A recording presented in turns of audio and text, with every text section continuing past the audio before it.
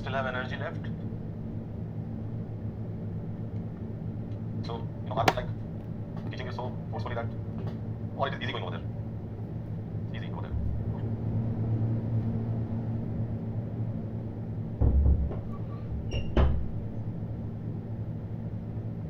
So, today we'll just look into some of the details of Manusmriti, some of the ideas. So, if you look at questions being asked, definitely Manusmriti, पढ़ नहीं है, questions सुनते ही इसका दिमाग आता है, सारे questions expert हो. So, once you start looking at Manusmriti, you will find that on its own Manusmriti is not something which is often asked in the examination. अपने आप मनुस्मृति से कोई सवाल आए ऐसा आप मनुस्मृति में नहीं देखते. आज हम लोगों ने कलर याद किया, कोड हाँ ठीक है फॉलो करते हैं, मैंने बाद में फॉलो किया. So when you look at the idea of Manusmriti, you still find that as far as the Manusmriti relevance for examination is concerned, on its own Manusmriti is not asked. Manusmriti is always asked in some sort of a comparative question. So if I say from the ancient Indian political thought, सबसे core area कहाँ से सवाल पूछा जाता है? it is अर्थशास्त्र. ये एक इंपॉर्टेंट एरिया है. और दूसरा है Buddhist tradition. So if I say that Arthashastra and Manusmriti was from Brahman tradition, तो हम कह सकते हैं कि दोनों ट्रेडिशन से एक सवाल कभी बनता है ना? So most of the time what you see is that you will have a question mostly from either Buddhist tradition or from the Arthashastra tradition. Sometimes there is such a question where they would try to compare the two. जैसे हमने अर्थ धर्म और दंड का comparison किया. तो ऐसा कभी सवाल पूछेंगे या फिर कभी सीधा सीधा सवाल पूछेंगे अर्थशास्त्र के किसी विशेष एरिया से. some prominent aspect of Arthashastra, they would like to know the concept of Arthashastra from you.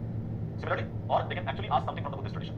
So Buddhist tradition becomes very important for us in the ancient tradition. So Buddhist tradition plus Arthashastra ये ज़्यादा emphasized area है, especially questions के aspect में. If you have to get into knowing a question or question and answer is concerned, so this is more prominent area. But because I have to deal with Manusmriti as well, so I have to look into some finer aspect of Manusmriti. दो तीन aspect है Manusmriti का, वो भी हम देखने की कोशिश करेंगे.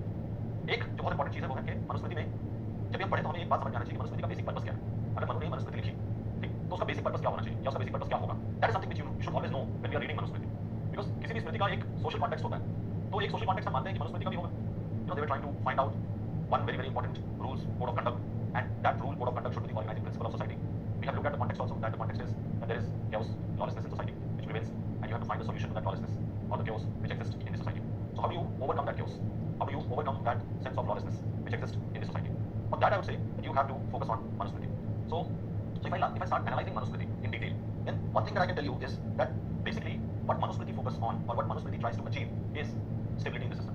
मनुस्मृति जैसे ही लिखी जाती है उसका जो सबसे बड़ा पर्पस है, ध्येय है, that is to ensure discipline. समाज के अंदर डिसिप्लिन कैसे हो, ये उनका सबसे पहला गंतव्य है. एंड ऑल्सो डिसिप्लिन से how to ensure rightful conduct in society. So this is a very strong emphasis that we find in Manusmriti. Manusmriti's larger emphasis is basically to help us realize that are we going to reach towards ensuring stability in society.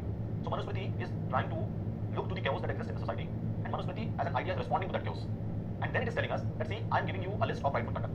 If you abide by this rightful conduct, you are going to ensure stability in society. If you do not abide by the rightful conduct, then you are not going to ensure stability in society.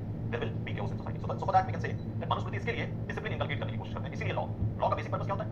To inculcate discipline. So Manusmriti's basic purpose is to inculcate discipline among person at his personal level and discipline in the person at his societal level. That's why all the personal and societal classification that he gives you. And therefore what he's also trying to ensure is that how can I and you live a more disciplined life. And for the disciplined life, he's basically giving us such lawful conduct that should operate the society. समाज में कौन से conduct से हम समाज में अपने अपने कर्तव्य को पूरा करें, इसकी चिंता करता है Manusmriti. Okay. Similarly, it also says that when you want to progress in society, you have to perform your duty according to your social class. So ये एक बड़ा subject है इसमें. That is performance of duties based on social class.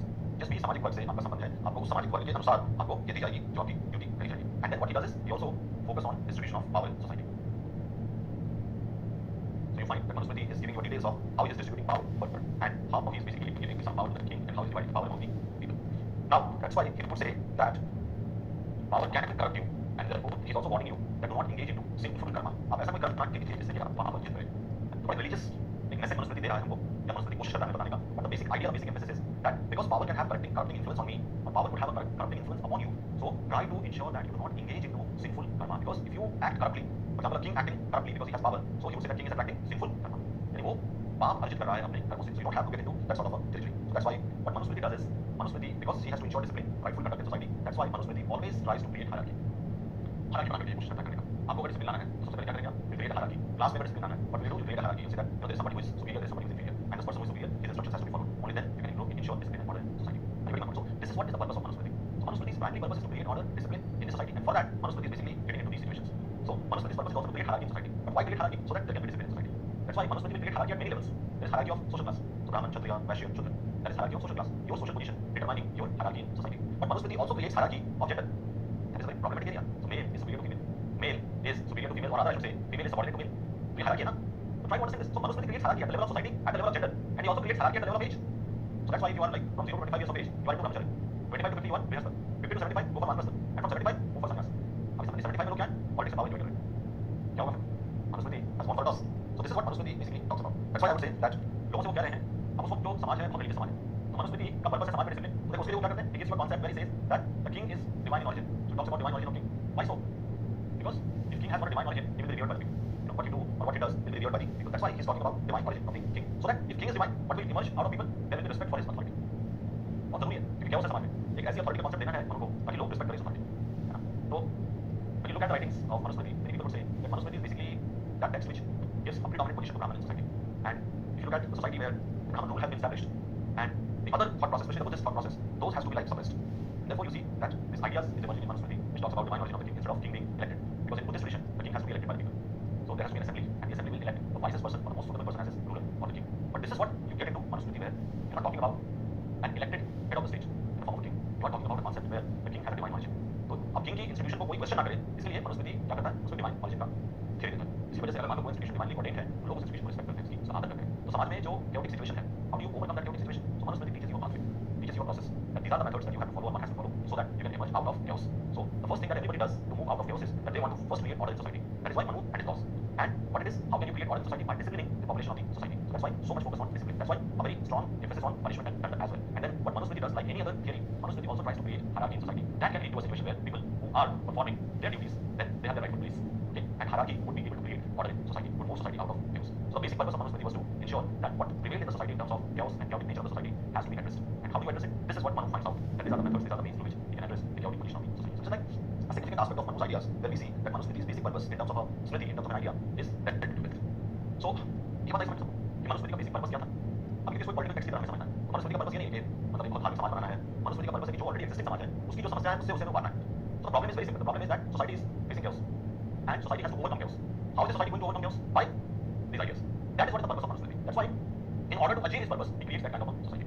But that is a very hierarchy-based society. और मैंने hierarchy में क्या कहा? कि hierarchy is not only based on varna, hierarchy is also based on gender. पुरुष हमेशा महिला से ऊपर स्थान में होगा. पुरुष की जो स्थिति होगी समाज में वो हमेशा महिलाओं से श्रेष्ठ होगी. So female would always have a position which is inferior to male. Would you accept this premise today? हाँ, आपसे अगर बोला जाए कि भाई ये बताओ कि क्यों होगा? बस होगा. शास्त्र कहता है तो मानोगे आप. और शास्त्र को लगा देते हो, है ना? तो इसलिए लोगों ने मनुस्मृति को लगाने की बात की. Because what Manusmriti does is it creates hierarchy, no doubt. It is creating hierarchy at several levels. Gender के level पे hierarchy create कर रहा है, society के level पे hierarchy create कर रहा है. So if you are creating hierarchy, but why is it that the person is creating hierarchy? Because he knew that hierarchy is necessary to create order in society. अगर समाज में hierarchy नहीं होगी, तो order समाज में मुश्किल है. Order cannot be, constituted in society without our focus on the issue of hierarchy. That's why we get these kind of impression in Manusmriti. So largely this is the purpose of Manusmriti, and these are the methods through which Manusmriti tries to achieve its sole purpose. Now what is it that we say Manusmriti as political? ये important है क्योंकि मनुस्मृति से जो सवाल बनेंगे वो इसके political idea से ही सवाल बन सकते हैं. So what is the political ideas of Manusmriti? मतलब हम जैसे लोग क्यों कहते हैं कि ये पॉलिटिकल टेक्स्ट है या पॉलिटिकल ट्रीटाइज है? What is the reason for it? Why people like us would talk and would start making an argument for Manusmriti being a political treatise? कल मैंने आपको इसका कुछ उदाहरण दिया था. In yesterday's class I had given you some examples why we should treat Manusmriti as a political text and not a religious text. Let us understand that. See, Manusmriti में एक बड़ी अच्छी बात है.